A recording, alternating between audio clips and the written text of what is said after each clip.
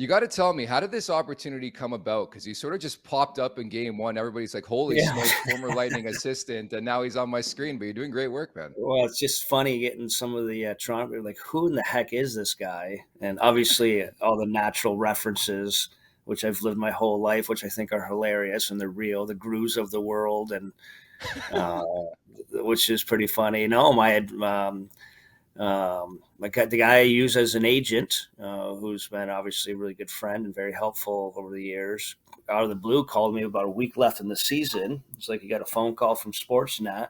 Obviously, the connection I have living this series, being part of this series, spending 4 years on the Tampa staff, you can see the obvious connection. And I never really thought about it. And then when I thought more into it, I'm like, I'm watching the playoffs anyways. I dig into it. This is how I learned. Even our staff, everyone on our hockey ops staff takes a series that we'll watch in depth and then report back just to grow and learn on. And the timing made sense. And I'm like, yeah, I'll do it. I'm extremely glad I did. It's been an unbelievable experience. I'm a little, someone asked me the other day, would you ever do this? I said, I'm very happy with coaching. I just assumed these guys went to happy hour and then showed up, made up some lines, a couple cliches, and then went to bed. But these guys are detailed. They work hard. I've learned a lot from them also. So it's been a great experience. Yeah, it's funny. I was gonna say that too. Obviously, having worked at Sportsnet like I have, like you're not you don't know the professionalism behind the scenes, the preparation that goes into every broadcast. And like my brother even texted me today. He's like, "Man, Kevin BX telegraphed that entire Oilers game, but like they know what they're doing, like right? Like it's pretty impeccable what they do behind the scenes there." It's amazing, and they are that talented. And even everyone I mean, last night, Kevin, he predicted Hmm. the first penalty they took. He's like, get go ozone time, get grinding, and he's like, there's Edler, he's tired, and literally 15 seconds later, he took that holding call. So they are a talented group. They're a detailed group. They're organized. I've always been impressed watching them, and now you can see why they're that good. So it's very impressive from the outside. What's it like been watching your old team, right? You've been in that fight for so many years. You're now with Detroit. I might add too, like I play a lot of fantasy hockey. I watch a ton of hockey. You guys had Tampa's number this season, man. You played them well every time out. It seems like you know something there. But No, what's it been I like? wish it was that. I wish it was that easy. We actually did well. Went 2-2 versus Toronto. We went two and Uh, two versus Tampa, and I just think that's a good sign from our guys. So those are elite teams. Those are two of the top 4 or 5 teams in the league. This has been interesting. I didn't know how I'd feel going into this. I'm not gonna lie. It's human nature. I'm still a little emotionally attached to Tampa. Obviously, I would never come off as that, but you go through those relationships with the coaches, even the players, very tight with many of them. Obviously, we won a mhm. lot of hockey there, went through a lot there, but at the same time, I've got a ton of respect for what Sheldon Keefe and his staff have done over the last 4 years. I've seen it firsthand. I've seen this team grow into a more mature team, um, playing the right way, winning habits. I've referenced before the first game of the year we played Toronto and how depleted their D lineup was. And they came in, and yes, Matthews scored a goal, Marner scored a goal, but they literally managed their game so well. They sat on their 1 goal lead.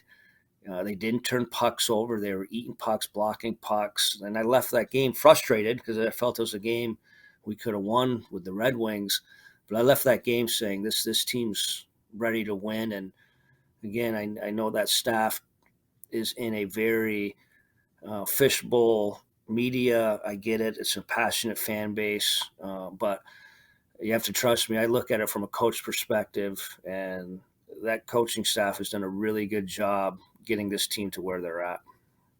What have you made of the brewing gamesmanship behind the scenes and the back and forth, the media going back and forth with John Cooper and Sheldon Keefe since Game Three? I think that's part of it. I think it's both really smart coaches. A lot of times, coaches are speaking to their players through the media. There is a little gamesmanship in it. I thought they've handled it both very well. I can speak of dealing with John Cooper, and he just has an unbelievable way about himself, that emotional intelligence. Um, he just, we talk about being a quiet confidence, and even just the way he handled, you can see. I mean, his superstar ends up in the corner. It looks ugly. He's got two other superstars in the middle of a melee, and you can just see he never flinched, and just see the quiet confidence. And even when you see the call made, and it goes from a potential 5-minute major to now Tampa's on the penalty kill, you can see him looking down, and he even looked at his assistant to the right, Jeff Blasco. He's like, "Yep, I can see that," and just has a presence about him, understanding it, and he exudes that quiet confidence through his group, and that's why they've had so much success they've had. Yeah, the one thing I learned about John Cooper a couple years back, he chews the same piece of double bubble the entire game. I don't know if it's still the same, but like that's some lunatic stuff right there, man. He's got a jaw that is going to last himself. That would be the last thing that goes on him, is that jaw for sure. So what have you been?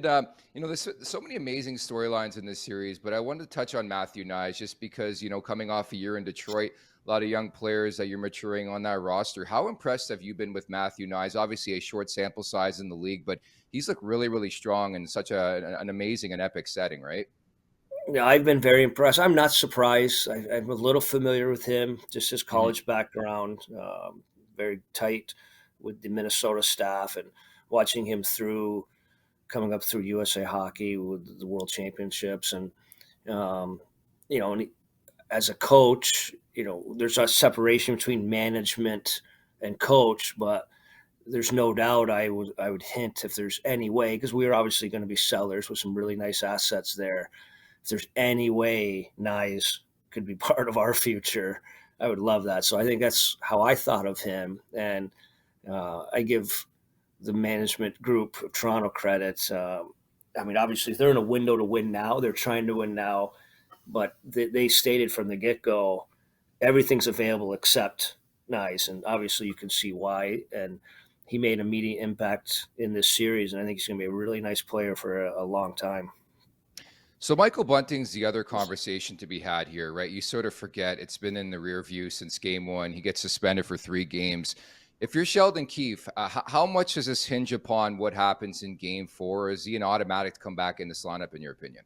Yeah, great question. We were actually talking about that in the studio. I'm not in that room. I don't understand the relationship between Sheldon and Michael. I will say this: it's obviously strong. Just the play Michael has done, and I know he made a hit there that put himself in a bad situation, but I thought he was controlling his emotions towards the end of the year fairly well. So I don't know that relationship, and I would assume, watching how successful he has been and the player he's been for him, there's a lot of trust there. So I'd be surprised if he's not back in the mix. He's an important part of that team. But that's ultimately Shelton have that best feel. And again, he's been pushing a lot of the correct buttons over the last few years. I'm sure he'll get that one right also. And that's a big time question to be asked following game four tonight. I want to ask you as well. So we know game four happens tonight. Then there's an extra day off. Who do you think that benefits more in this series, having the extra day off between game four and five?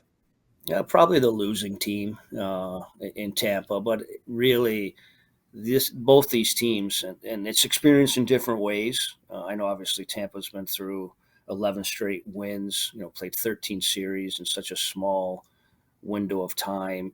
But I think Toronto has some experience in their own way. I know they've come on the bad end of things, but you can just see even the way they talk in the media, even their demeanor between games in this series. It's a mature group, and they're ready to win, and I believe that. I'm not saying they're going to win this series, but this group is ready to win, and I think that speaks volumes about the group and the coaching staff. So I really don't think there's much of an advantage because both teams are mature groups, but probably the team that came off that tough loss get a little more time to regroup.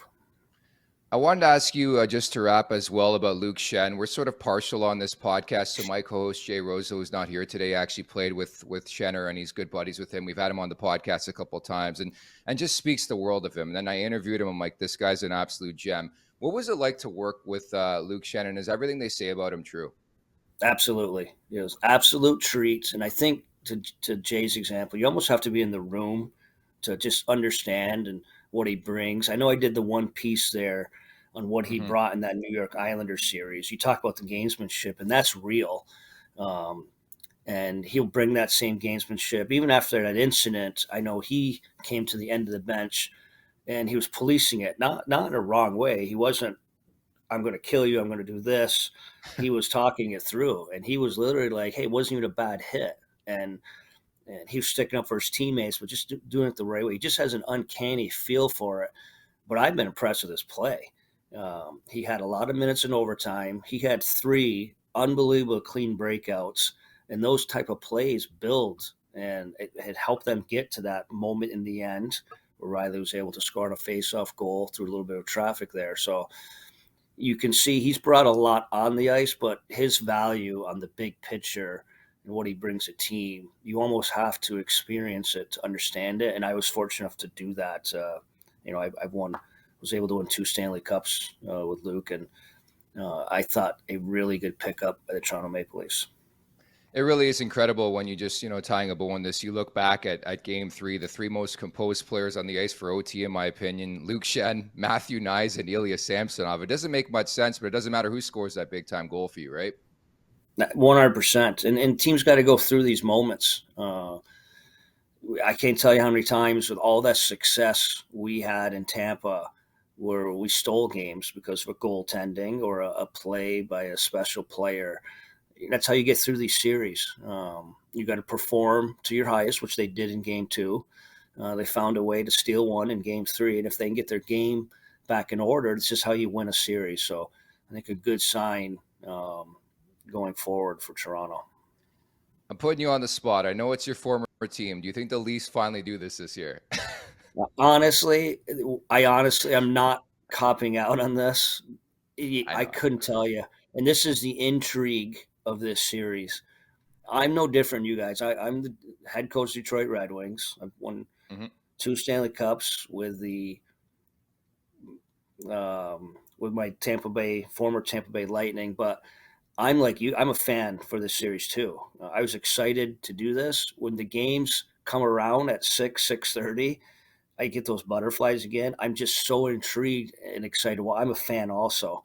And this is why this is so exciting. You could literally flip a coin on this. And I honestly don't know how this is going to play out.